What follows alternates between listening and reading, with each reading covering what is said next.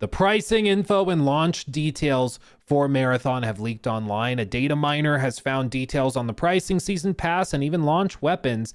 This was a post on social media by a guy named Colony Deeks, who said that it will launch with 2 different editions and will be a premium price title, with the base version costing $40, which of course people have expected for a while, but they also will have a deluxe edition for around $60. The deluxe edition, they say, will include more skins for players and possibly more. There's also a pre-order bonus that includes a Destiny ship, Ghost, and Sparrow, along with the weapon skin. Lastly, the deluxe edition will give players, quote, around $30-ish of season pass tokens, though they're unclear on what those will be for. In addition to the game itself, Bungie is planning to release season pass for the game that will have will be cosmetic only and cost around $10. And then they have a list of all of the weapons that are expected to be in the game as well. The premium price point, like, this is just something that they are committed to. They have decided that they're going to price it at a premium price point. And I think it goes back to Helldivers. I really think, like, every time PlayStation considers doing anything live service related, they point back to Helldivers and say, well, we were able to do it in Helldivers and it worked out.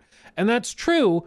But I think the reason why you're pointing to Helldivers is because it was an exceptional release. But that's the key word. Like, it was exceptional. It was an exception to the rule. The rule in 2025 is that premium price live service games are going to struggle more than free-to-play ones. Like, they just do.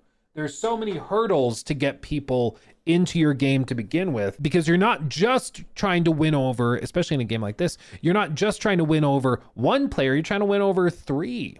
You're trying to win over their friend group, right? So if they want me to play Marathon, I have to convince Jacob and Ben or like Michael and Corey. I have to convince them to play the game with me. And if it's $40 a pop, that's going to be tough, because chances are not all of us are price insensitive enthusiast gamers, right? It's tough. It's not impossible. Again, Helldivers is a good example of how you can pull it off. On the counter side, you could point to something like Marvel Rivals, a phenomenally successful live service game that launched, of course, free to play, and found a massive audience as a result of that. So it's just, you know, for every success, you can point to a failure, and for every premium offering, you can point to a free to play offering. But I think with this, it's going to be fascinating to watch how it plays out. The one thing I have said about Marathon where I think this could actually be beneficial has to do with the just nature of the game. Marathon is an extraction shooter, and just by way of how the game works, it can be very frustrating and rage-inducing. And when people get killed in an extraction shooter, sometimes the impulse is, screw this, I'm gonna go play something else, and they rage quit because I grinded for 2 hours for that. I'm gonna, close the game, go play something else. And I think to a certain extent, there's maybe a psychological aspect to this where they're hoping by charging $40 or $60, they get people in and sort of committed. So like a sunk cost fallacy, where like somebody buys it for 40 and they want to rage quit because they just lost something they spent hours getting, but they don't because they already spent the money. Because I know that's how it would work for me. If I spent $40 on it and I had some griefer, or I got sniped from across the map, or I had terrible teammates that didn't res me and were just teabagging on me, which is not overly specific, definitely has not happened to me before. If that happened, my impulse would be to just, I'm going to quit out. I'm going to play something else. But if I paid $40 for it, I might be more inclined to play another few rounds to try and get my money out of it. Whereas if it was free to play, I could just uninstall it and move on, which I think they are scared people will do. But that's the nature of the beast. When you make an extraction shooter, that's what's going to happen. You're going to grind for hours, and then you're going to lose stuff, and it's going to feel really, really bad. It just will. Yeah, I paid for this. Might as well play the damn thing. Jacob says, I'm down to try for a bit, but ain't no way I can talk my crew into playing. Yeah, well, it's with live service stuff now, it's just Jimbo that 404 donated $10 through Super Chat. Oh, thank you. That is why small incremental but permanent progression outside of the raid is imperative for long-term engagement. Yeah, I absolutely agree. And it's why a ranked mode could be really useful. As you grind up your rank, you could also get access to new tiers of weapons or augments and attachments and stuff. There's all sorts of stuff that you could do with it. And apparently they will have that. I don't know if they'll have it at launch, but they will have stuff like that eventually. It's just, it's an uphill battle. And it feels like in 2025, people are looking for reasons not to engage with stuff, and they're looking for reasons not to play a new live service game as opposed to reasons to play it.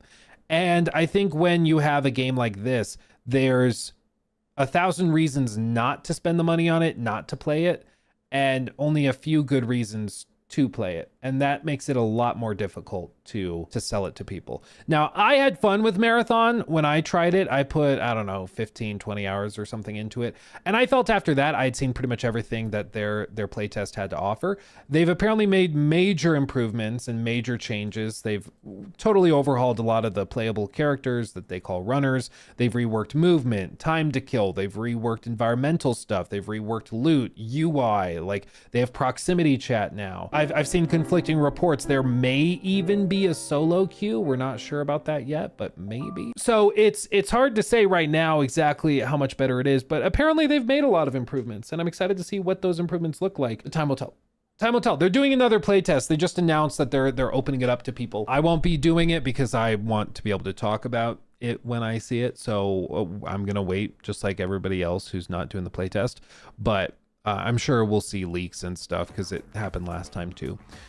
But at $40 and $60 for deluxe, I mean, it's an uphill battle. I think it's steep, and there's only going to be more and more competition as time goes by, without a doubt.